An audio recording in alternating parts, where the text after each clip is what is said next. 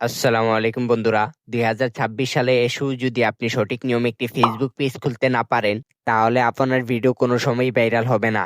এমনকি আপনি একজন সফল কন্টেন্ট ক্রিয়েটর হতে পারবেন না। তো চলুন আজকের এই ভিডিওতে আমি আপনাদেরকে দেখাবো কিভাবে সঠিক নিয়মে একটি ফেসবুক পেজ খুলতে হয় এবং কিভাবে সেই পেজটিকে প্রফেশনালভাবে সেট আপ করতে হয়। তো ভিডিওটি না টেনে শেষ পর্যন্ত দেখতে থাকুন।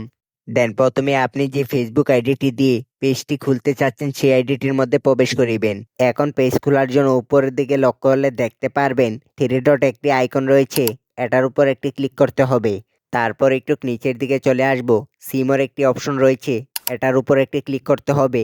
এখানে ক্লিক করার পর দেখতে পারবেন পেজেস একটি অপশন রয়েছে, আমরা এখানে একটি ক্লিক করিব। তারপর প্রথমে আপনি একটি অপশন পেয়ে যাবেন, সেটা হচ্ছে ক্রিয়েট। আমরা এই ক্রিয়েট বাটনটির উপর একটি ক্লিক করিব। এরপর আপনি এখানে দুইটি অপশন দেখতে পারবেন। উপরে যে অপশনটি রয়েছে ক্রিয়েট এ নিউ পেজ, এটিকে আপনি সিলেক্ট করে নেক্সটে একটি ক্লিক করিবেন।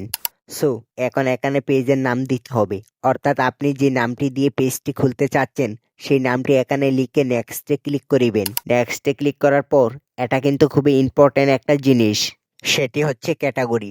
অর্থাৎ আপনি যেই ধরনের ভিডিও তৈরি করবেন, আপনি যদি সেই ধরনের ক্যাটাগরি এখানে সিলেক্ট না করেন, তাহলে আপনার ভিডিও কিন্তু সঠিক দর্শকের কাছে পৌঁছাবে না। অর্থাৎ আপনি যদি ফানি ভিডিও ছাড়ার জন্য পেজটি খুলতে চান, সেই ক্ষেত্রে আপনি এই ধরনের ক্যাটাগরিগুলো ব্যবহার করতে পারেন। এবং যারা ব্লগ ভিডিওর জন্য পেজ খুলবেন, তাদের সবচেয়ে সেরা ক্যাটাগরি হচ্ছে এইগুলা। আপনারা এগুলা ব্যবহার করবেন। যেহেতু আমার পেজটি টেক ভিডিও আপলোড করার জন্য তৈরি করেছি, সেই ক্ষেত্রে আমি টেক রিলেটেড কতগুলো ক্যাটাগরি দিয়ে নিচের দিকে দেখতে পারবেন ক্রিয়েট বাটন রয়েছে, এটার উপর একটি ক্লিক করে দিব। তারপর আপনাকে এরকম একটি পেজে নিয়ে আসবে। এখানে কিছু ইনফরমেশন দিতে হবে আপনার পেজের জন্য। প্রথমেই দেখতে পাচ্ছেন জেনারেল, মানে হচ্ছে বায়ু দিতে হবে। অর্থাৎ আপনার পেজটির মধ্যে যদি কোনো ফলোয়ার্স প্রবেশ করে, সেই ক্ষেত্রে আপনি একটি কোনো কিছু লেখার মাধ্যমে তাকে আমন্ত্রিত জানাতে পারেন এবং আপনার পেজটির মধ্যে কোন ধরনের ভিডিও আপলোড করেন সে যাতে বুঝতে পারে। এখানে আমি আমার পেজ অনুসারে একটি শর্টকাট বায়ো লিখে দিব।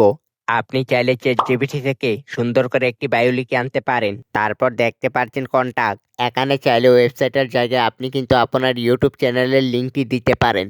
আপনি চাইলে টিকটক আইডির লিঙ্ক এবং আপনার যদি একাধিক কোনো ফেসবুক পেজ থাকে সেটিরও লিঙ্ক দিতে পারেন, যাতে দর্শকরা এখান থেকে আপনার অন্যান্য পেজগুলোর মধ্যে প্রবেশ করতে পারে। এতে আপনার অন্যান্য পেজগুলোর মধ্যে ফলোয়ার্স কিন্তু বাড়বে।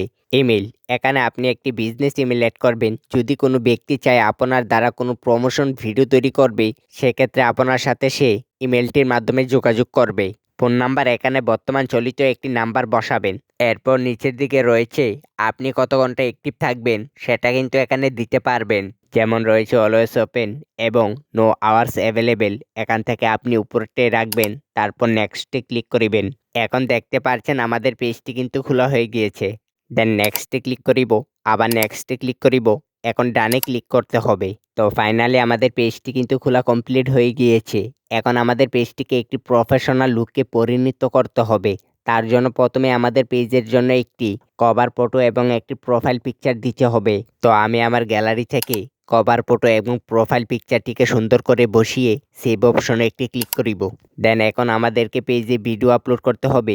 তার জন্য আপনি উপরের দিকে একটি প্লাস আইকন পেয়ে যাবেন, এটার উপর একটি ক্লিক করিবেন এবং এখান থেকে কিন্তু আপনি শর্ট ভিডিও এবং লং ভিডিও আপলোড করতে পারবেন। তো আজকের ভিডিওটি আমি আর বাড়াতে চাচ্ছি না।